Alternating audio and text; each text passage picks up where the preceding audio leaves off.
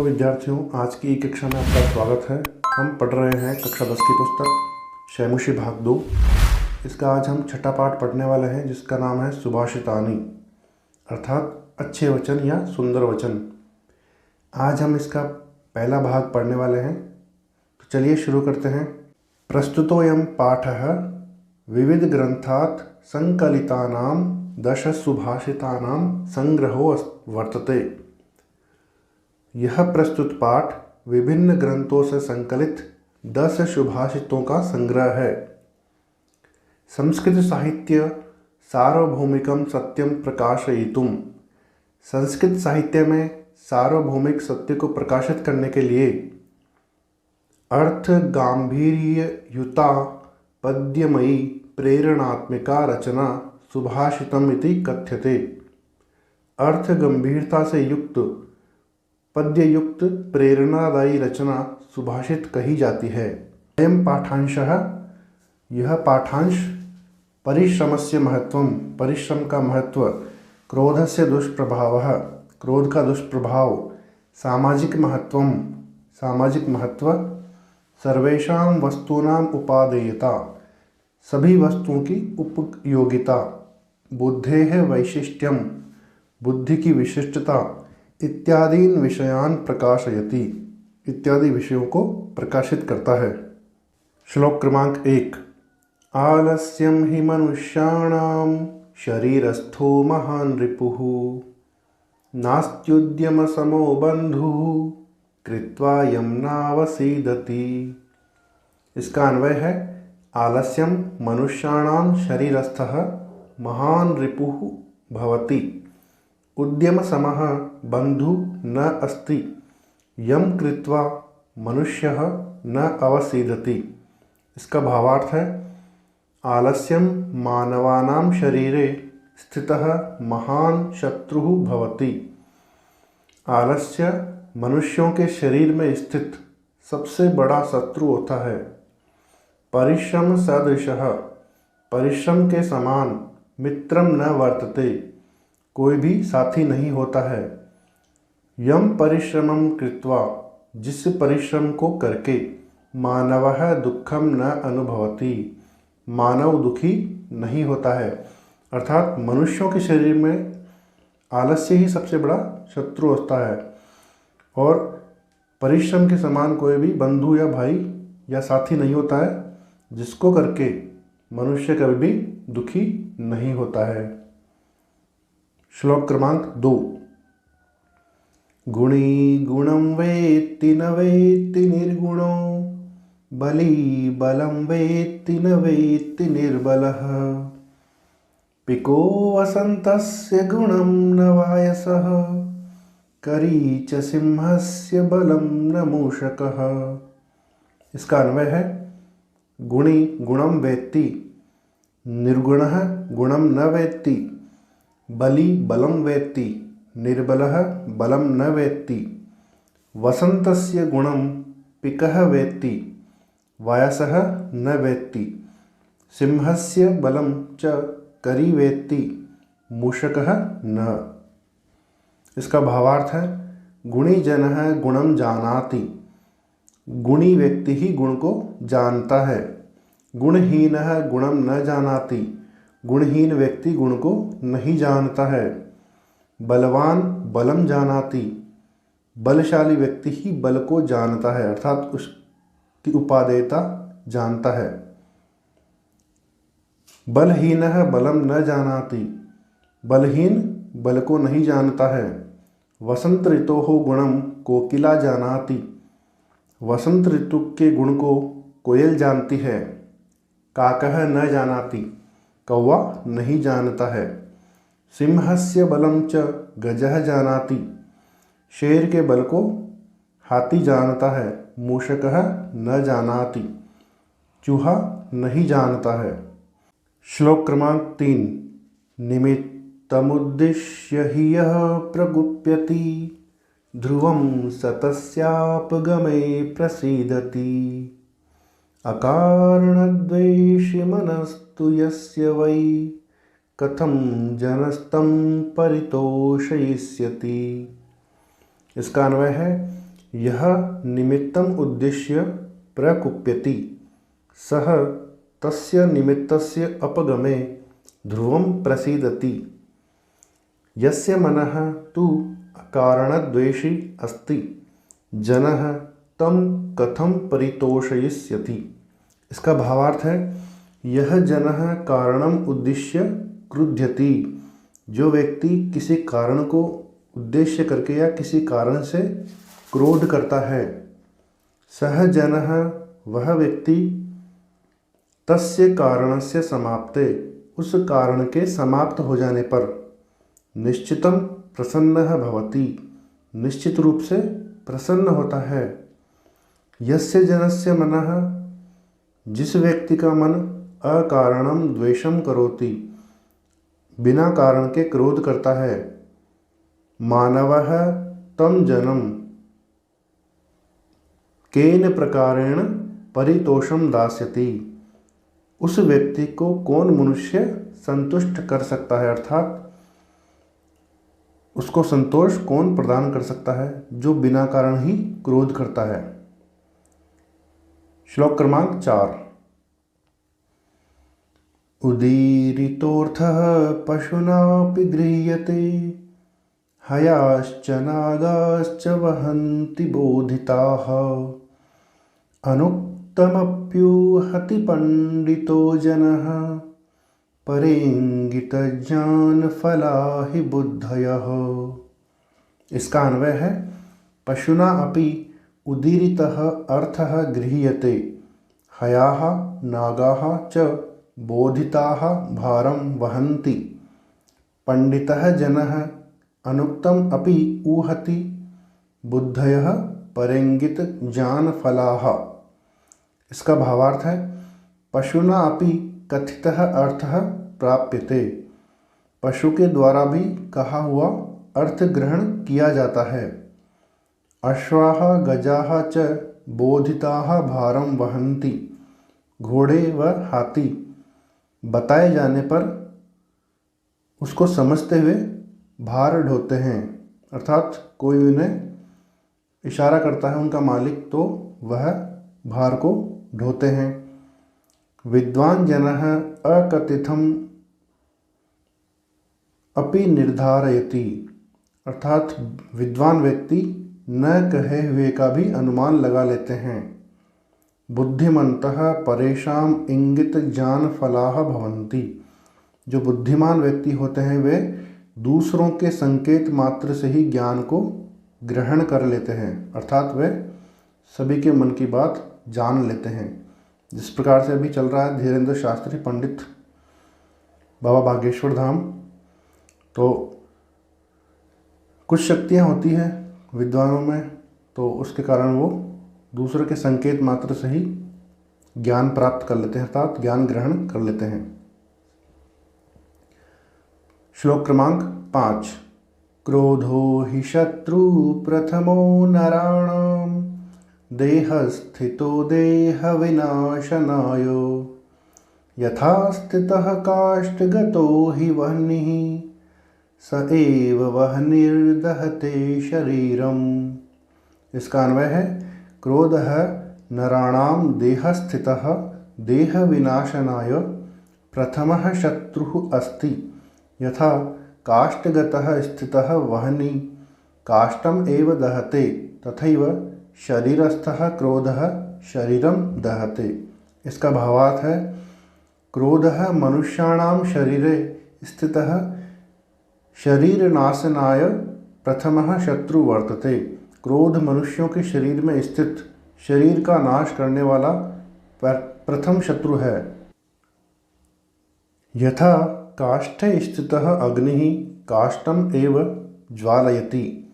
जिस प्रकार से लकड़ी में स्थित अग्नि लकड़ी को ही जला देती है, तथैव वैसे ही शरीरे स्थितः क्रोधः शरीर में स्थित क्रोध गुस्सा शरीरम ज्वालयति शरीर को ही जला देता है। श्लोक क्रमांक 6। मृगाः मृगैः संगमनुव्रजन्ति गावश्च गोभिः तुरगास्तुरंगैः मूर्खाश्च मूर्खैः सुधियः सुधीभिः समानशील व्यसनेषु सख्यम्। इसका अन्वय है मृगाः मृगैः सह गावश्च गोभिः सह तुरगाः तुरंगैः सह मूर्खाः मूर्खैः सह सुधियः सुधीभिः सह अनुव्रजन्ति समानशील व्यसनेषु सख्यम भवति। अर्थात हरिणः हरिणैः सह हिरण हिरणों के साथ धेनवः च धेनुभिः सह और गायें गायों के साथ अश्वाः अश्वैः सह घोड़े घोड़ों के साथ मूढ़ाः मूढ़ैः सह मूर्ख मूर्खों के साथ विद्वांसः विद्वद्भिः सह विद्वान विद्वानों के साथ पश्चात गच्छन्ति या अनुव्रजन्ति अर्थात उनका अनुसरण करते हैं, उनका पीछा करते हैं या उनके साथ चलते हैं। समानशील व्यसनेषु मैत्री भवति। समान आचरण वाले लोगों में ही मित्रता होती है। श्लोक क्रमांक 7। सेवितव्यो महावृक्षः फलच्छाया समन्वितः यदि दैवात् फलं नास्ति छाया केन निवार्यते। इसका अन्वय है फलच्छाया समन्वितः महावृक्षः सेवितव्यः दैवात् यदि फलं नास्ति वृक्षस्य छाया केन निवार्यते। इसका भावार्थ है फलच्छाया युक्तः महावृक्षः आश्रयितव्यः। फल और छाया से युक्त महान वृक्ष का आश्रय लेना चाहिए। भाग्यात् यदि फलम नास्ति भाग्य से यदि फल भी नहीं है तर्हि तो वृक्षस्य छाया केन निवारणं क्रियते। उस वृक्ष की छाया को कौन रोक सकता है। अर्थात वो पेड़ कुछ भी नहीं देगा तो बड़ा पेड़ है तो छाया तो देगा ही देगा, यदि उसके फल भी नहीं आते तो छाया तो देगा ही देगा। अर्थात महान व्यक्ति के सानिध्य में रहना चाहिए। हमें कुछ नहीं भी मिलेगा तो ज्ञान तो मिलेगा ही मिलेगा। श्लोक क्रमांक 8। अमन्त्रमक्षरं नास्ति नास्ति मूलमनौषधम् अयोग्यः पुरुषः नास्ति योजकस्तत्र दुर्लभः। इसका अन्वय है अमंत्रम अक्षरम नास्ति अनौषधम मूलम नास्ति अयोग्यः पुरुषः नास्ति तत्र योजकः दुर्लभः भवति। इसका भावार्थ है मंत्रहीनम अक्षरम नास्ति अर्थात ऐसा कोई अक्षर नहीं है जिसका मंत्र नहीं बन सकता है। कोई भी अक्षर मंत्रहीन नहीं है। औषध रहितम मूलम नास्ति ऐसी कोई जड़ नहीं है जिसकी औषधि नहीं बन सकती। अर्थात सभी जड़ औषधि युक्त होती है, कोई भी जड़ औषधि रहित नहीं होती है। योग्यता रहितः मानवः नास्ति कोई भी मानव या मनुष्य योग्यता रहित नहीं है अर्थात अयोग्य नहीं है। तत्र योजकः दुर्लभः भवति बस वहाँ पर केवल जोड़ने वाले की या उनकी पहचान करने वाले की आवश्यकता है। श्लोक क्रमांक 9। संपत्तौ च विपत्तौ च महतामेक रूपता उदये सविता रक्तो रक्तश्चास्तमये तथा। इसका अन्वय है महताम संपत्तौ विपत्तौ च एक रूपता भवति यथा सविता उदये रक्तः भवति तथा एव अस्तमये च रक्तः भवति। इसका भावार्थ है महापुरुषाणाम सुखे दुखे च एक रूपता भवति। महापुरुषों के स्वभाव में सुख और दुख में समानता रहती है अर्थात महापुरुषों का स्वभाव सुख दुख में समान रहता है। जैसे यथा सूर्यः उदये रक्तवर्णः भवति जैसे सूर्य उगने पर लाल रंग का होता है, उदय होने पर लाल रंग का होता है। तथा एव वैसे ही अस्तमये च अस्त होने पर भी रक्तवर्णः भवति, लाल रंग का होता है। अर्थात जो महान व्यक्ति होते हैं, जो महापुरुष होते हैं, वे सुख आने पर भी समान रहते हैं और दुख आने पर भी वैसा ही उनका आचरण रहता है, व्यवहार रहता है। वो दुख में दुखी नहीं होते और सुख में ज़्यादा सुखी भी नहीं होते, अर्थात समान रहते हैं, स्थित प्रज्ञ। श्लोक क्रमांक 10। विचित्रे खलु संसारे नास्ति किंचिन्निरर्थकम् अश्वश्चेद्धावने वीरः भारस्य वहने खरः। इसका अन्वय है विचित्रे संसारे खलु किंचित निरर्थकम नास्ति अश्वः चेत् धावने वीरः तर्हि भारस्य वहने खरः वीरः अस्ति। इसका भावार्थ है विचित्रे जगति निश्चयेन किंचित अर्थहीनः नास्ति। इस अनोखे संसार में निश्चित ही कुछ भी निरर्थक नहीं है। अश्वः चेत् धावने वीरः भवति। यद्यपि घोड़ा दौड़ने में कुशल होता है या वीर होता है, तर्हि भारस्य वहने गर्दभः वीरः भवति। तो गधा भार ढोने में कुशल होता है या वीर होता है। अर्थात इस संसार में कोई भी चीज़ निरर्थक नहीं है, सबकी उपयोगिता है, सबकी उपादेयता है। चलिए अब हम इस पाठ में आए हुए शब्दार्थों को जान लेते हैं।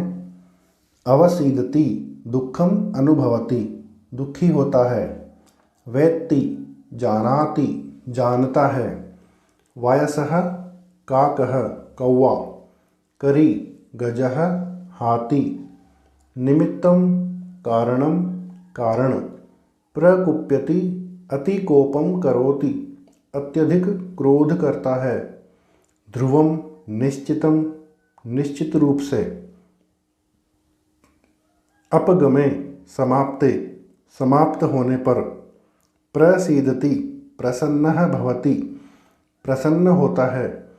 अकारण द्वेषी मनः, अकारणं द्वेषं करोति तद मनः, अकारण ही द्वेष करने वाला मन।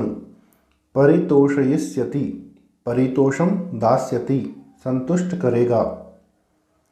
उदीरितः उक्तः या कथितः, कहा हुआ। गृह्यते प्राप्यते, प्राप्त किया जाता है। हयाः अश्वाः, घोड़े। नागाः हस्तिनः या गजाः, हाथी।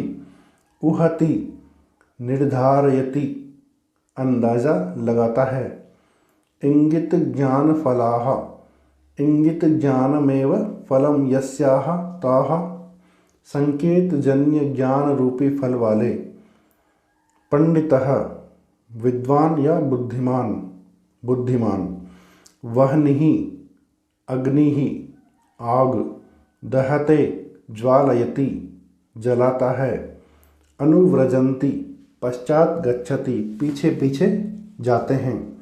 तुर्गाः अश्वाः, घोड़े।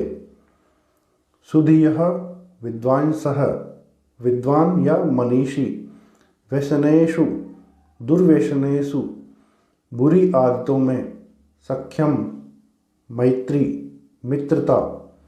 सेवितव्यः आश्रयितव्यः, आश्रय लेने योग्य। दैवात् भाग्यात्, भाग्य से।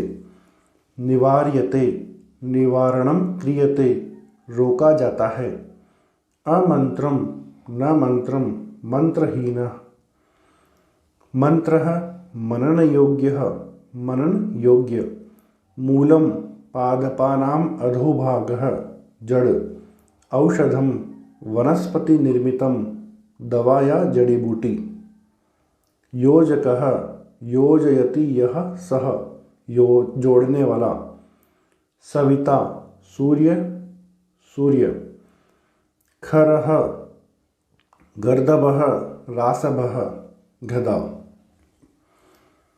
तो इस प्रकार से विद्यार्थियों हमने कक्षा 10 के पाठ क्रमांक 6 सुभाषितानि को पूरा कर लिया है और आने वाली वीडियो में हम इसके प्रश्नोत्तर को विस्तार पूर्वक पढ़ेंगे।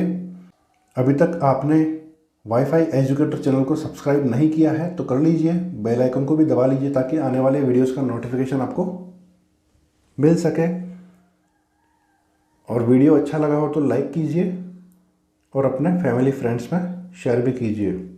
Thank you.